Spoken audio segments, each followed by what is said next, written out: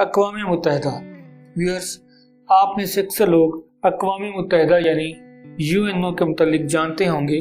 آج کی ویڈیو میں ہم اقوام متحدہ کے قیام کے پیچھے چھپی تلخ تاریخ کے متعلق آپ کو بتائیں گے۔ ویڈیو میں آگے بڑھنے سے پہلے ہمارے چینل کو سبسکرائب کرنا اور بیل آئیکن کے بٹن کو پریس کرنا نہ بھولیں۔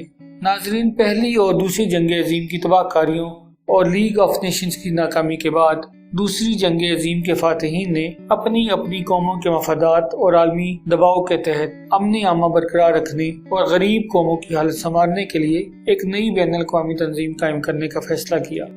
اس سلسلے میں امریکہ کے شہر سان فرانسسکو میں 50 ممالک کے نمائندوں کی کانفرنس منعقد ہوئی۔ اس کانفرنس میں اقوام متحدہ کے قیام پر غور ہوا اور بعد ازاں ممالک نے ایک بین الاقوامی ادارے کے قیام کے سلسلے میں ایک چارٹر پر دستخط بھی کیے۔ یہ کانفرنس 25 اور 26 جون 1945 کو منعقد ہوئی۔ اس کانفرنس کے نتیجے میں اقوام متحدہ کے قیام کی راہ ہموار ہوئی اور بالآخر اقوام متحدہ 24 اکتوبر 1945 کو باقاعدہ طور پر قائم ہو گئی۔ اس بین الاقوامی تنظیم یعنی UNO کے ابتدائی طور پر 150 ارکان تھے، جن کی تعداد وقت کے ساتھ ساتھ بڑھتی رہی۔ ناظرین، اقوام متحدہ کے چارٹر کے بنیادی اصول 5 ہیں۔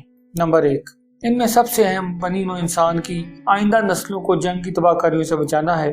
نمبر 2، قوموں کے باہمی تنازعات کے حل کے لیے بین الاقوامی سطح پر مؤثر قانون سازی اور اقدامات کرنا تاکہ امن کو لاحق خطرات اور ممکنہ جہریت کو روکا جا سکے۔ نمبر 3، انسانیت کی فلاح و بہبود کے لیے عالمی سطح پر بلا امتیاز رنگ و نسل مثبت اقدامات کرنا۔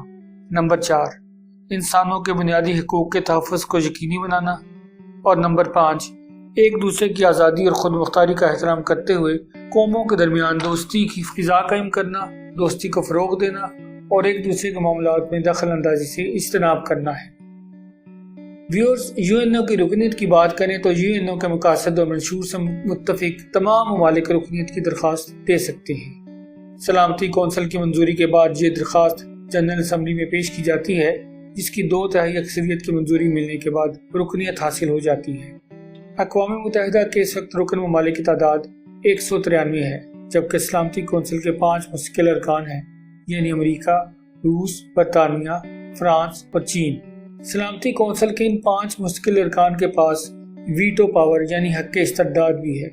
ویٹو پاور کا حق رکھنے والا ملک اگر کسی قرارداد کو ویٹو کر دے تو کوئی بھی قرارداد پاس نہیں ہو سکتی۔ ویوز، یہ تھی کچھ دلچسپ معلومات اقوام متحدہ یعنی UNO سے متعلق۔ امید ہے کہ ہماری آج کی یہ ویڈیو آپ کو پسند آئی ہوگی۔ جانے سے پہلے ہمارے چینل کو سبسکرائب کرنا اور بیل آئیکن کے بٹن کو پریس کرنا نہ بھولیں۔